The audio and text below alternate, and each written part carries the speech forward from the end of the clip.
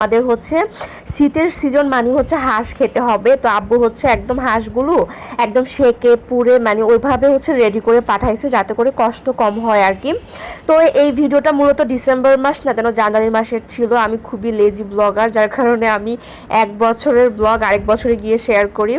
তো সব কিছু মিলিয়ে আশা করছি আপনাদের কাছে আজকের ভিডিওটা ভালোই লাগবে। প্রথমে হচ্ছে আব্বু কাঁচা বাজার মানে সবজি মাছ মাংস এগুলো পাঠিয়েছে, তারপর আবার রিক্সাওয়ালা মামাকে দিয়ে হচ্ছে মুদি বাজারগুলো পাঠিয়েছিল। তো এখানে হচ্ছে ময়দা, তেল, আদা, রসুন, পেঁয়াজ, চানাচুর, নুডলস, সেমাই যা যা লাগে আর কি মুদি বাজারে মোটামুটি সব কিছু পাঠিয়ে দিয়েছে।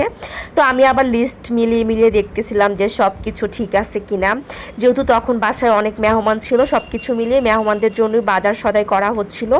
তো যেহেতু তখন শীতকাল ছিল, একদম শীতের যত টাটকা সবজি আছে সব কিছু পাঠাইছে, আর সাথে হাঁসের মাংস, মুরগির মাংস, রোস্টের মুরগি সব কিছু তো আছেই। তো